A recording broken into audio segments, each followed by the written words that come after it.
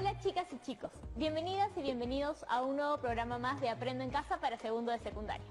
Hoy vamos a seguir aprendiendo sobre ciencias sociales con un recorrido por la historia de nuestro hermoso país.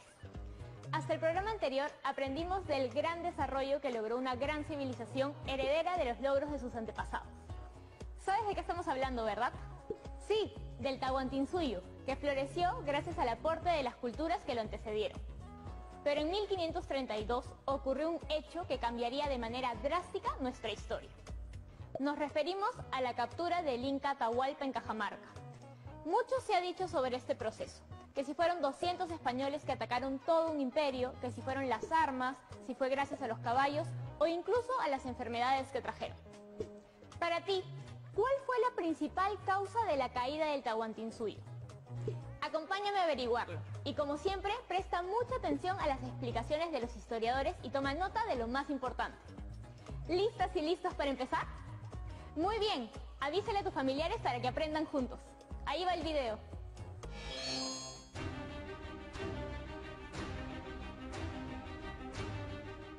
Cristóbal Colón llegó a América en 1492 y el encuentro de Pizarro y Atahualpa en Cajamarca se produjo en 1532. Habían pasado 40 largos años entre un hecho y otro. Es decir, al momento de la captura del Inca, los españoles tenían ya 40 años de experiencia en conquistas en el Nuevo Mundo. La conquista fue la punta de lanza en América de la expansión de los imperios europeos. Eso quiere decir que era toda Europa que llegaba a América, primero a las Antillas, a Tierra Firme, a México, América Central y luego a Sudamérica, comenzando por el gran imperio del Tahuantinsuyo.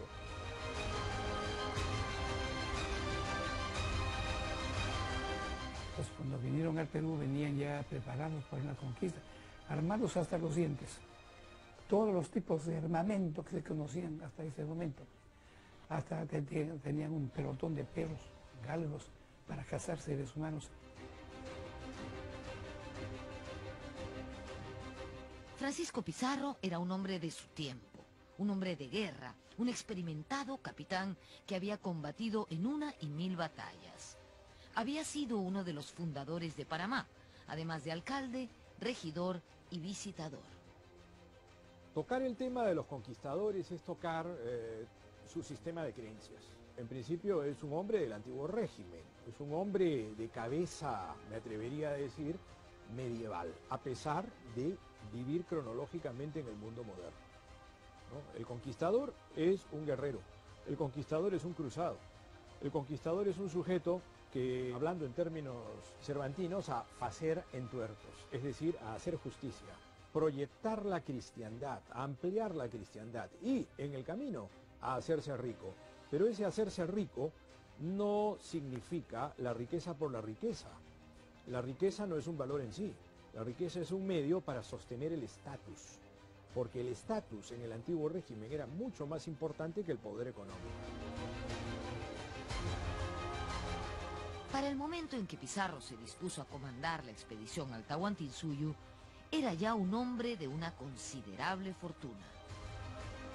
Uno de los mitos de la expedición de conquista es que, al igual que Colón, que también es erróneo en el caso de Colón, se sacó a la gente que estaba en las cárceles para traerlas a América. Eso no es así. Cada conquistador era por sí mismo un pequeño empresario.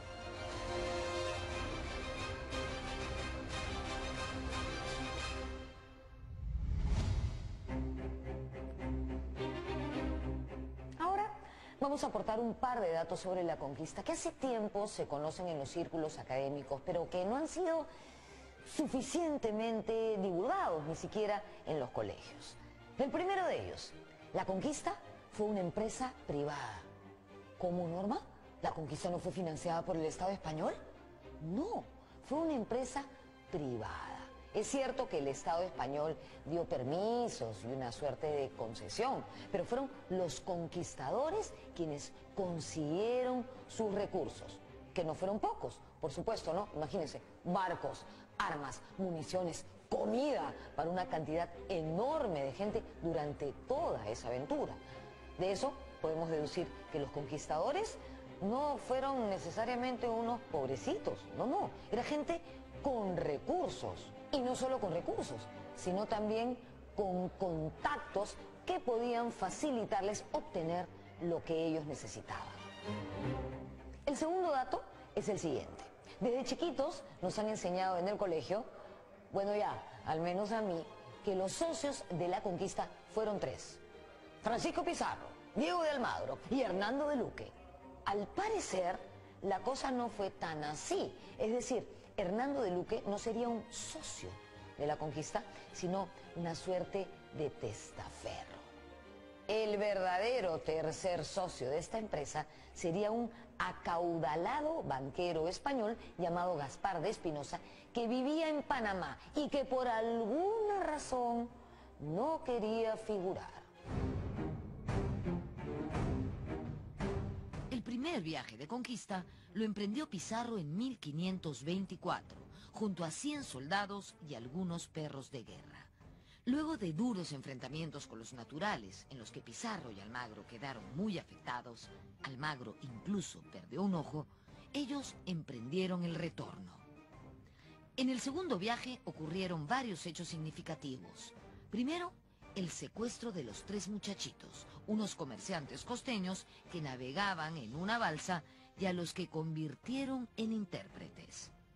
Luego, el famoso episodio de la Isla del Gallo, donde en un momento de crisis en el que toda la tropa quería desertar, Pizarro trazó una línea en el suelo para que los soldados decidieran quiénes lo acompañarían. Solo fueron 13, los 13 de la fama. Los 13 de la Isla del Gallo.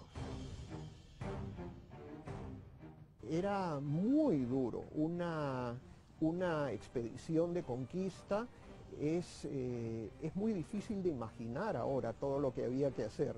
Los caminos no estaban preparados para la rueda, no eran caminos para transportar piezas de artillería que rodaban sobre ruedas.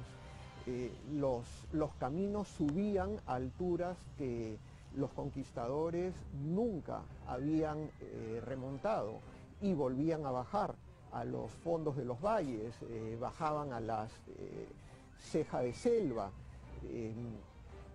Había que llevar la comida con uno mismo, los cerdos, las gallinas o lo que fuese, uno lo tenía que llevar porque no tenía latas ni comida refrigerada.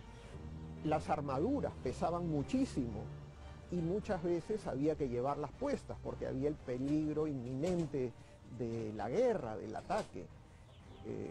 Las piezas de artillería pesaban mucho, los mosquetes había que llevarlos también cargados. Un conquistador llevaba mucho peso encima. Si tenía su caballo, el caballo era una gran inversión. Lo ayudaba en la guerra, lo ayudaba a recibir una mayor parte del botín también por el hecho de tener un caballo, pero tenía que cuidar ese caballo, alimentarlo, limpiarlo, ver que no se enferme, etcétera, cuidarlo en el mismo combate. En el Tahuantinsuyo, Huayna Cápac era el soberano y gobernaba desde Quito. En ese momento recibió noticias del segundo viaje de los españoles. Pizarro había desembarcado en Tumbes, luego había vuelto a su embarcación bajando por la costa hasta avisorar Chan Chan. Allí tomó la decisión de retornar a España para armar una expedición en toda regla. El Incario era demasiado imponente para las fuerzas que disponía entonces. Luego enfermó Huayna Cápac y su sucesor ya designado. Comenzaban a llegar las epidemias.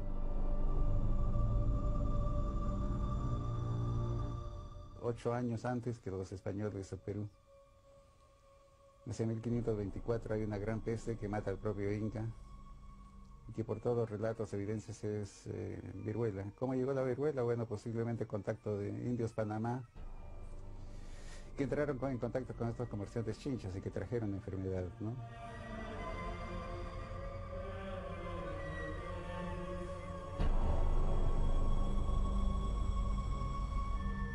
Nadie tenía defensas, por eso la muerte es tremenda, porque el imperio tenía por lo menos 12 millones de habitantes en el momento que llegan los españoles. Y en el censo que hizo el virrey Toledo había solamente 1,5 millones, lo que quiere decir que en menos de 40 y 30 años desaparecieron como 10 millones de habitantes, porque morían en masa.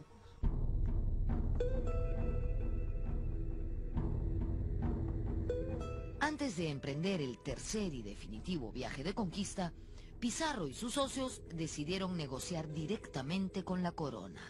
Fue así que se firmó la capitulación de Toledo.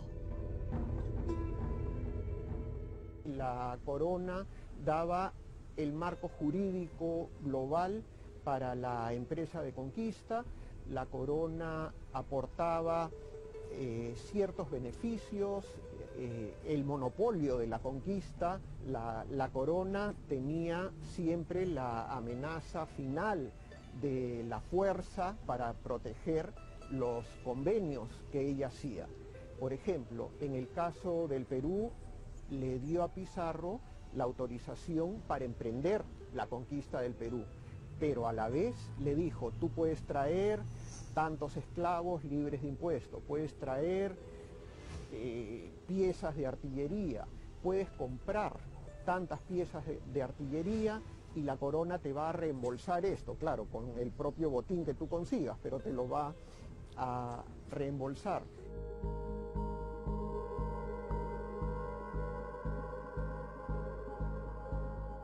La muerte de Huayna Cápac se mantuvo en secreto. Su cuerpo fue embalsamado y traído al Cusco como si estuviera con vida, para evitar disturbios hasta que se anunciara su sucesor. Pero ustedes ya saben cómo son estas cosas, ¿no es cierto? Guarda el secreto, pero empieza uno, oye, Huayna Cápac se ha muerto, oye, Huayna Cápac se ha muerto, pero no le digas a nadie. Y al final, la noticia de la muerte de Huayna Cápac corrió como reguero de pólvora. Como una nube negra, la crisis se avecinaba sobre el imperio. Las guerras fratricidas entre Huáscar y Atahualpa, que se produjeron luego de la muerte de su padre, el inca Huayna Cápac, no fueron un fenómeno extraño ni único en la historia andina. Ambos hermanos ambicionaron el poder del Tahuantinsuyo. Atahualpa se rebeló contra Huáscar cuando éste se estableció en el Cusco. María Rostrovsky se refiere duramente a Huáscar, le da un poquito con palo, la verdad, señalando que él no se ocupó de ganar el respeto ni amistad de los generales que habían defendido a su padre, el inca Huayna Cápac. Tampoco se ocupó de conservar su prestigio entre los nobles cusqueños. Rostrovsky dice además que Huáscar era cruel, violento, desatinado y pusilánime. José Antonio del Busto se refería a este personaje como una suerte de playboy, no digno de llevar la corona inca. A pesar de lo duramente que nos hemos referido a Huáscar, parece ser que varias leyendas negras se tejieron en torno a este personaje. Lo cierto es que el trasfondo de esta guerra lo deja mucho mejor parado. ¿Por qué? Parece ser que Huáscar quería hacer varias reformas en el Estado. Quería restarle poder a las panacas reales. ¿Se acuerdan lo que eran las panacas reales? Las familias aristocráticas descendientes de un monarca. Bueno, las panacas habían acumulado demasiado poder, siervos y tierras que en realidad existían para rendir culto al Inca. Y Huáscar quería revertir esta situación, quería quitarle poder a las panacas para fortalecer el Estado. Es decir, quería hacer una importante reforma.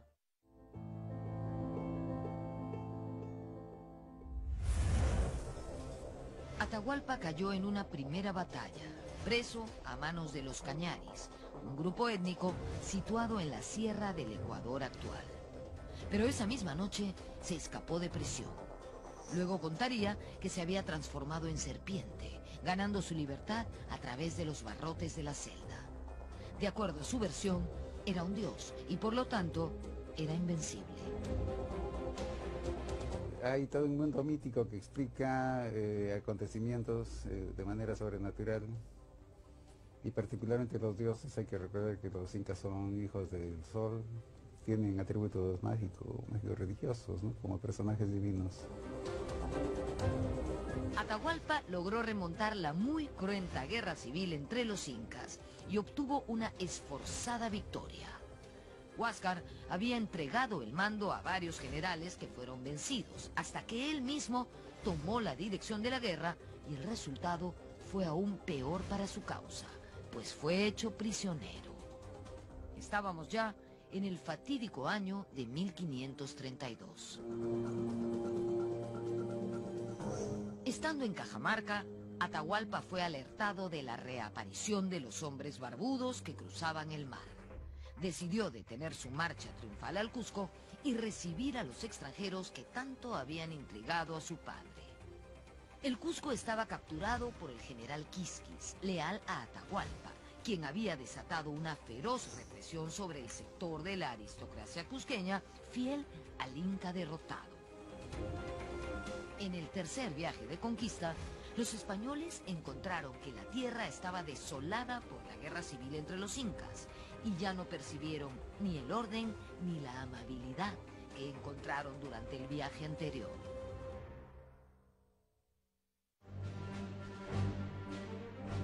El 15 de noviembre de 1532, la hueste española entró a Cajamarca. De acuerdo a lo convenido con Apo, la ciudad estaba prácticamente abandonada y la plaza vacía. Pero durante la entrada, en cada elevación, los españoles encontraron pertrechos y campamentos militares.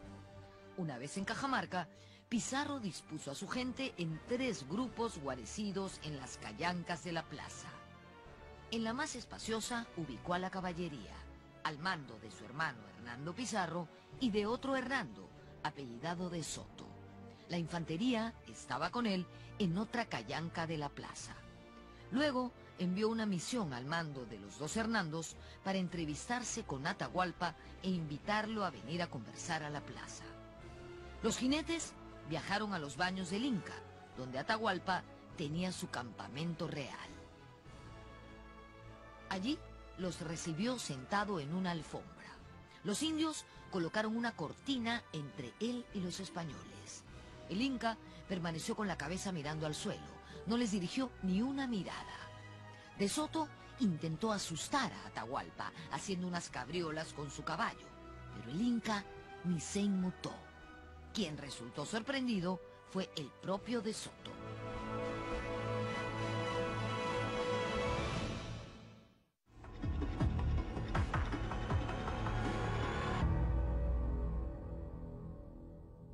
En la mañana del sábado 16 de noviembre de 1532, el día final, Atahualpa inició ritos que fueron seguidos por el ejército.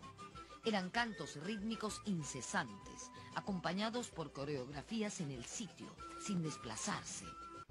Después del mediodía, los españoles se desesperaron y enviaron a uno de ellos a pie a apurar al Inca.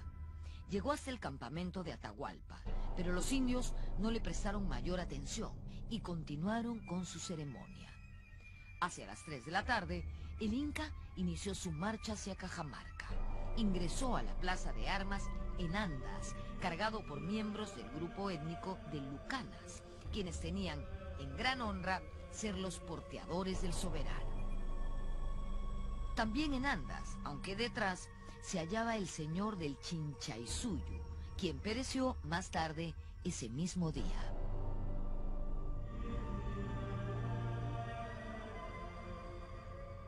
Delante del anda de Atahualpa iban unos indios que recogían todo guijarro del camino, para que el Inca marchase sobre suelo parejo sin incomodidades. Detrás de Atahualpa iban los músicos y una enorme comparsa que marchaba rítmicamente. No entró a la plaza ningún guerrero inca, todos quedaron fuera. El Inca entró de ese modo porque iba a conversar con los españoles e invitarlos a pasarse a su bando. Seguramente estaban muertos de miedo por las amenazas que habían podido percibir. Yo creo que Atahualpa esperaba más una condición de encuentro, de saludo, de medición de fuerzas, de un pulso con los españoles y no una acción directamente de enfrentamiento y de guerra. Y en ese sentido creo que fue sorprendido. Sorprende la ingenuidad de Atahualpa. En eso sí peca de soberbia. La confianza en que se presenta, un poco convencido de que su propia majestad va a paralizar cualquier intento.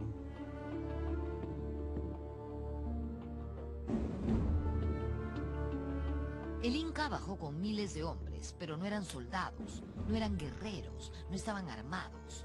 Todos los testimonios así lo dicen. Se trataba de músicos, danzantes, bailarines. Atahualpa entró a la plaza de Cajamarca como si fuese a un ritual, a una celebración. Y qué mayor prueba de valor de su parte que bajar sin guerreros y hacer correr a los barbudos.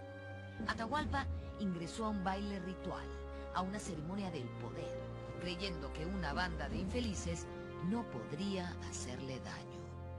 Sin un solo guerrero, sin un solo guardia armado, rodeado de arlequines, de payasos, saltimbanques, músicos y los incapchaki. El deseo era hacer correr a los barbudos de estadio lleno. Pero, ¿qué pasó? Cuando Atahualpa llegó a la plaza, se sorprendió al encontrarla vacía. Los españoles decidieron jugarse el todo por el todo, vencer o morir. Al parecer, Atahualpa se encontraba confiado en una fácil victoria y pagaría muy caro el error de subestimar a su enemigo. Cuando Atahualpa llegó montado en su litera, se ubicó en la abarrotada plaza para saludar a los barbudos visitantes y salió a su encuentro el padre dominico Fray Vicente de Valverde, quien con Biblia en mano comenzó a contarle a Atahualpa las verdades de la fe cristiana. Estoy segura que todos deben saber lo que pasó, ¿no? Pero lo voy a contar de todas maneras. ¿Qué hizo Atahualpa? Agarró la Biblia, este objeto extraño, lo miró, lo observó, lo sopesó, se lo puso en la oreja para ver si sonaba algo y como no encontró en esto ningún interés, arrojó la Biblia al suelo. Indignado, el padre dominico arengó a las tropas españolas que se encontraban escondidas en los alrededores al grito de Santiago a ellos.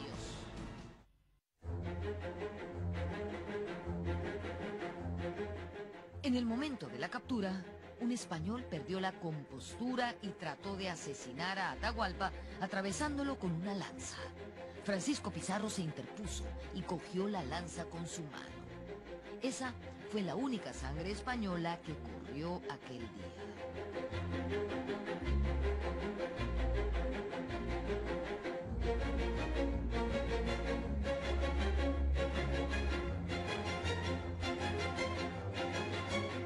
Pizarro dijo, nadie toque al indio, so pena de la vida. Y me dice, caramba, qué buena gente Pizarro. No pues, esto hay que entenderlo como un secuestro. En todo secuestro, el primer interesado en la salud del secuestrado es el secuestrador.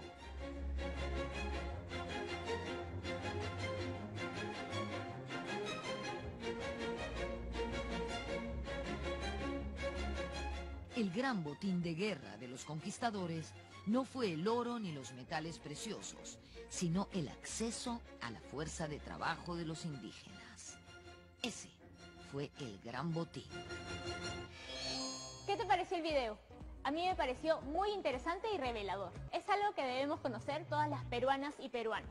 no para lamentarnos o para albergar resentimientos, sino para comprenderla, analizarla y saber cómo se ha formado nuestro país. Al fin y al cabo, muchos procesos históricos tienen causas diversas y complejas, y muchos problemas del presente tienen sus orígenes en el pasado. Si le seguimos la pista, quizás podamos resolverlos. Por eso, te voy a dejar un reto. Escribe en tu cuaderno o en tus hojas la siguiente pregunta. ¿Cuál consideras que fue la principal causa de la conquista del Tahuantinsuyo? ¿Y por qué? Elige un título y responde utilizando argumentos que hayas escuchado en el video. No te olvides utilizar conceptos de tipo político, social, económico y cultural. Recuerda también que esta pregunta necesita argumentos y toma de posición. Tu posición, así que no la estés buscando en redes sociales, ¿ah? Muy bien, ahora sí, a trabajar. Y no te olvides de archivar tu texto en tu portafolio.